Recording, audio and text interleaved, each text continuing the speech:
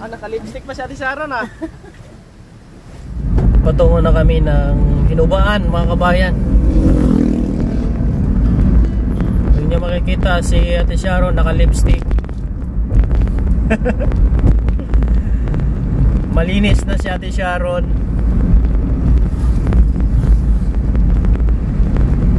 Kulang na lang magsalita si Ate Sharon. Di pa rin nagsasalita si Ate Sharon, kabayan. Pero may improvement na po sa kanya. Ang kwento po dito kay Ate Sharon, mga kabayan, galing ito sa Maynila.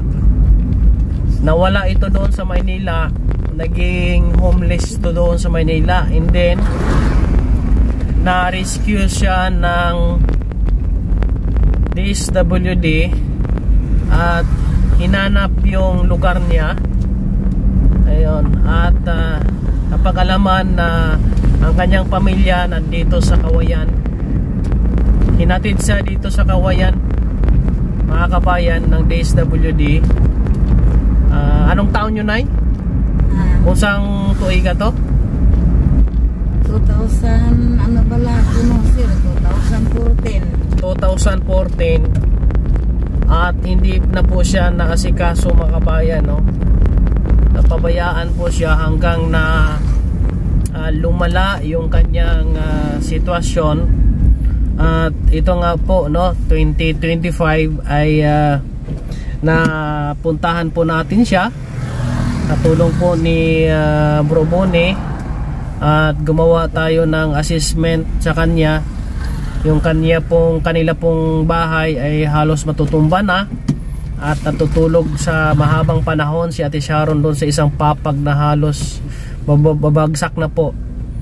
At sa tulong ng ating mga kaibigan, mga sponsors, ay inayos namin, ginawa natin ng maayos na tahanan sila ng kanyang ama.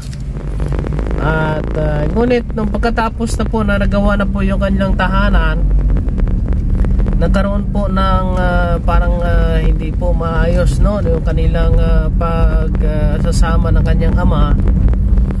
Ay hindi na po umuwi si Ate Sharon doon at doon na lang naglalagi sa tabing dagat.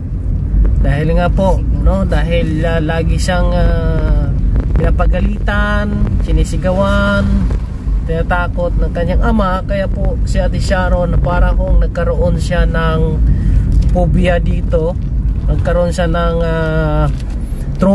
nagiging traumatized siya. At hindi po siya makakausap ng mahabang panahon ho, mga kabayan. Nakatulala lang po siya. Kaya ngayon nakapag-decide tayo na gawa ng paraan na maipagamot si Ate Sharon. At salamat naman po dito sa kanyang tiyain na si Nanay Mansuita, na tumulong po dito sa kanyang pamangkin na siya po ang mag-aalaga at magtingin-tingin kay Ate Sharon. At nandun na rin po sa kanya, umuwi si Ate Sharon at siya na rin po ang nagpapakain po nito. Yung kanila nga pong tulugan ni Nanay Mansuita is gawa sa dahon ng niyog. Ito nga, no, nababasa sila sa loob. Kaya sana meron po makatulong po dito na mabilhan o maayos man lang ang bubong, no, ng bahay po ni Nanay Mansuita para po ay makatulog sila ni Ate Sharon ng maayos po, mga kababayan.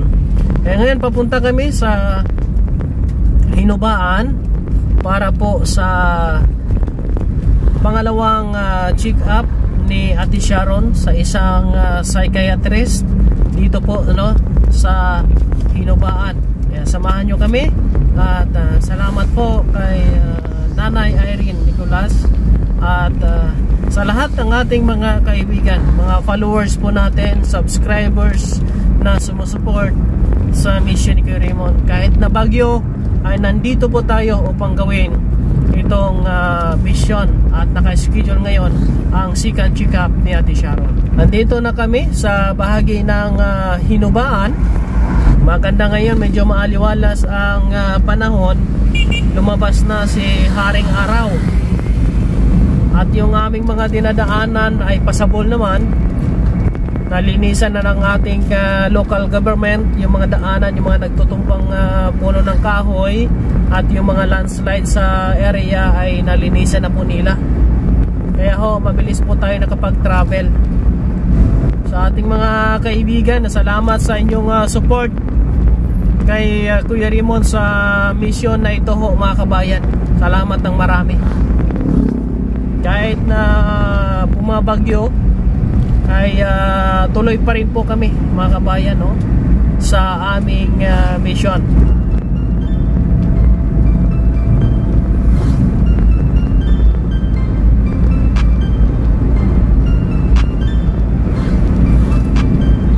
Ulan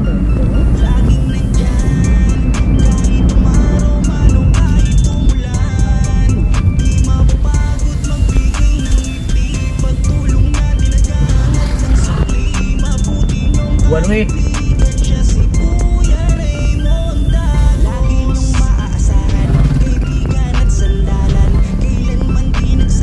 One way na dito ay under construction.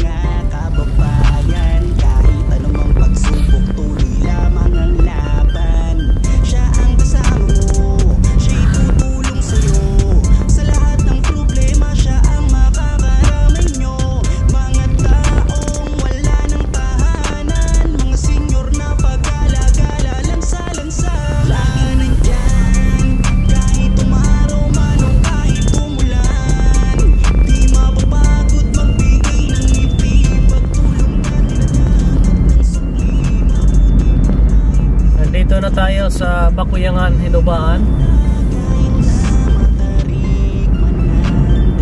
At meron din po tayong natulungan po dito, no, sa Barangay San Rafael, Tsunami Village, dito sa Hinubaan. Shout out sa inyo dyan, kila Ate Alin. Sa Ate Marites, shout out sa inyo dyan, kila Ate Jilin, sila ni Ate Princess, shout out. Andito na tayo sa proper ng Bakuyangan.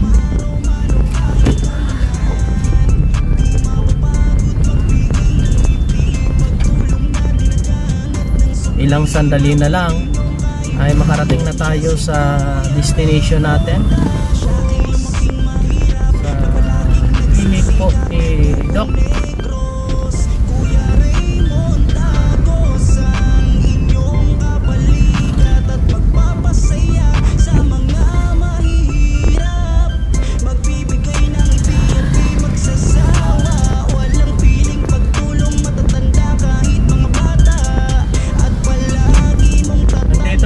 Sa area, sa location, ano, sa may punong kahoy, sa unahan yan.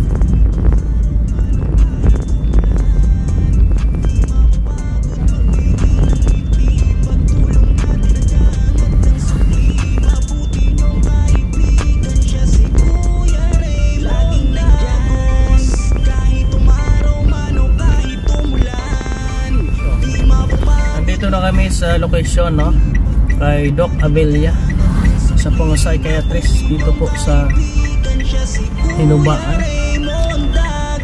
Nandito na tayo sa Hinubaan, sa clinic po ni Doc Abelia, psychiatrist po dito sa Hinubaan.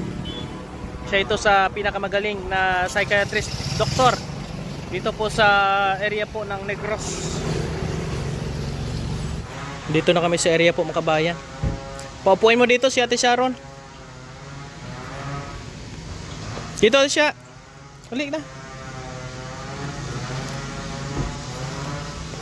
Dire. Pungko na di, pungko. Dire oh. Papungkuan na lang na. Dire na sa piyak na. Tingnan nyo po, mga kabayan, si Ate Sharon. Sino nag-lipstick sa kanya, Nay? Ha? Siya? Ah. Kaya pareho sila ni nanay ni Mayan Sita, naka-lipstick din. Pero maganda rin improvement. Nandito kami kay Doc para patingnan si Sharon uli, para mabigyan siya ng gamot po, mga kabayan. hopefully na makarecover si Ate Sharon at magkaroon po siya ng normal na buhay someday, no? Magkaroon ito ng pamilya, asawa, makapagtrabaho. Ay malaking tulong itong mission po natin na dumating po sa kanyang kamay. Salamat sa mga sumusuport, no, kay Kuya Raymond, no, lalo mo kay Nanay Irene. Thank you Kate, sa ating mga followers, subscribers. Maraming salamat. Yung makikita, no, ano po napapansin niyo po kay Ate Sharon. Napanood niyo po yan dati sa mga video natin na as in kita niyo yung mga homeless na sa gilid ng kalsada na sobrang dumi, na ang haba ng buhok, sobrang as in makabayan, as in di mo malapitan. Pero ngayon si Ate Sharon maganda, lumutang na yung kagandahan ni Ate Sharon, makabayan, na maayos na siya na ilagaan ng kanyang tiyain po, mga kabayan, no? To, thank you ha. Ayan po mga kabayan, no? Bali tapos na po kami sa pag-check up at continue pa rin yung gamot ni Ate Sharon pang isang buwan at bibilan natin siya ng gamot niya pang isang buwan at babalik kami sa December 11 po, no? Mga kabayan, samahan nyo kami. Kaya maraming salamat sa inyong suporta. Sana po ay tuluyang gumaling si Ate Sharon at makaka-recover at bumalik sa normal itong sitwasyon po niya, mga kabayan. Kaya maraming salamat sa lahat ng sumusuporta sa ating mission at salamat sa lahat ng mga taong involved dito sa pagtulong kay Ate Sharon. Maraming salamat and God bless sa inyong lahat po. Uwi na po kami, kabayan. Thank you very much. Andito na kami sa area kung saan ay mayroon pong landslide dito, mga kabayan. Itong area sa Maycan Valdez.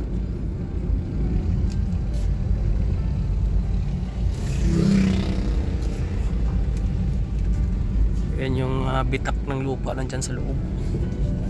Ito yung posibleng mag-collapse itong area na ito. Kaya may mga landslide na po dito, kanya makikita. Oh, landslide na, oh. Posibleng itong kukulaps eh. Ang bundok na yan.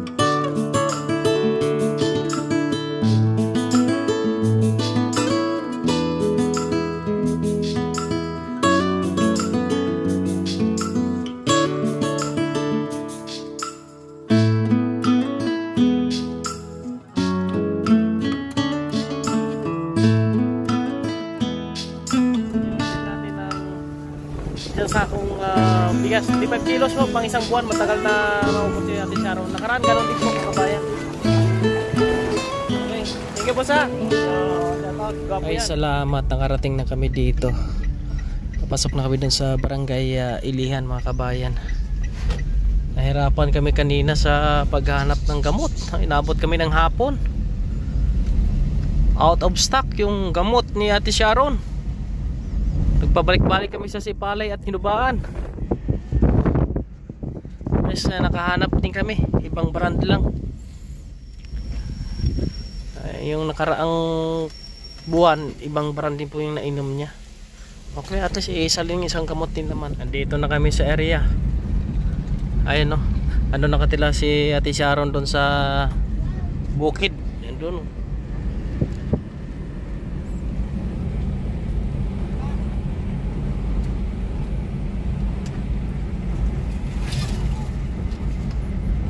Hanggang dito na lang tayo. Dito lang po, mga kabayan, no? Kasi nga maputik na yung papasok doon sa looban. Ay, salamat. Baba na, isa. Nandito na tayo. Ay, salamat sa Ginoo. Yung ano gala, yung bigas.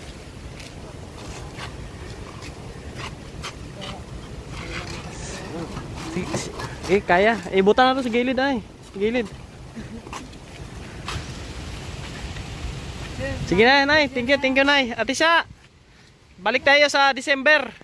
Okay. Oo. Lagi niyong maaasahan, kaibigan.